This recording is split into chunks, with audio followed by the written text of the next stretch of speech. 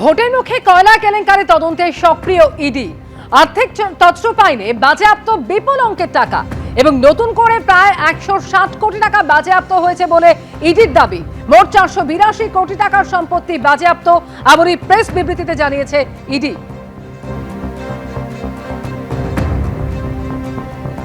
কয়লা পাচার কাণ্ডের তদন্তে 160 কোটি টাকার সম্পত্তি অ্যাটাচ করেছে এবং এর আগেও তারা বেশ কয়েক কোটি টাকার সম্পত্তি অ্যাটাচ করেছিল। সব মিলিয়ে এখন অঙ্কটা দাঁড়ালো 482 কোটি টাকার সম্পত্তি এই কয়লা পাচার কাণ্ডে ইডি অ্যাটাচ করলো।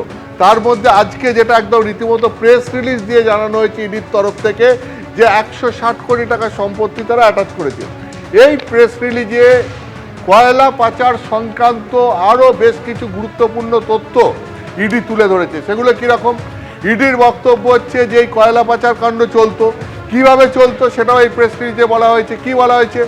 যে এই পশ্চিমবঙ্গের যে সমস্ত জায়গায় কয়লা খনি রয়েছে সেখান থেকে ট্রাকে করে বেআইনিভাবে কয়লা পাচার করা হতো এবং সেগুলো বিভিন্ন কোম্পানিতে সেই কয়লা চলে যেত।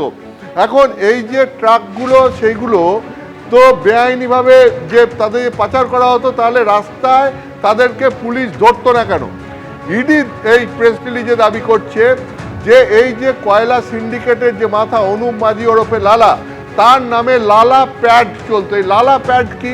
লালা প্যাড হচ্ছে 10 বা 20 টাকার নোট, যেটা যে ট্রাকে করে কয়লা পাচার হবে সেই ট্রাকের নম্বর প্লেটের কাছে এই 10 বা 20 টাকার নোট সেইটাকে ধরে একটা ছবি তুলতো পাচারকারীরা। তারপর তারা সিন্ডিকেটের মাথাদের কাছে সেই ছবি পাঠিয়ে দিত, আর সিন্ডিকেটের মাথারা সেই ছবি পাঠিয়ে দিত যারা রাস্তায় যে সমস্ত পুলিশ পিকেট থাকতো যাদের আটকানোর কথা, সেই সমস্ত পুলিশ প্রশাসনের কর্তা ব্যক্তিদের কাছে। মানে সেখানেও একটা সিন্ডিকেট ছিল বলে ইডির দাবি। এর ফলে কি হতো?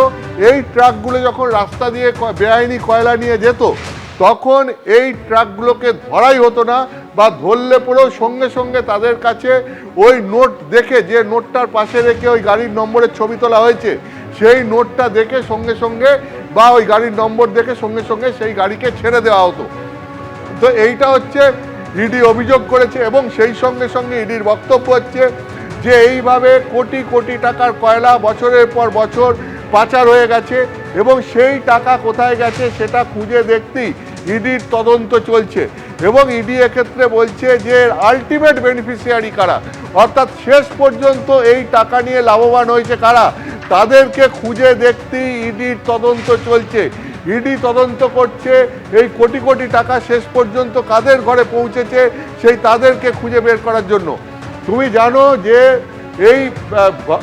এই যে কয়লা পাচারের তদন্ত, এটা 2020 সাল থেকে ইডি করছে।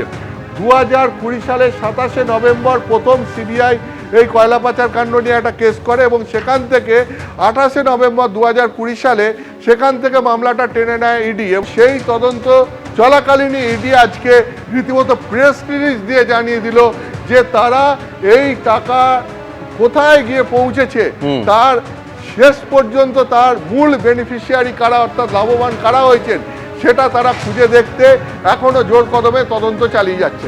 এবিপি আনন্দ, এগিয়ে থাকে, এগিয়ে রাখে।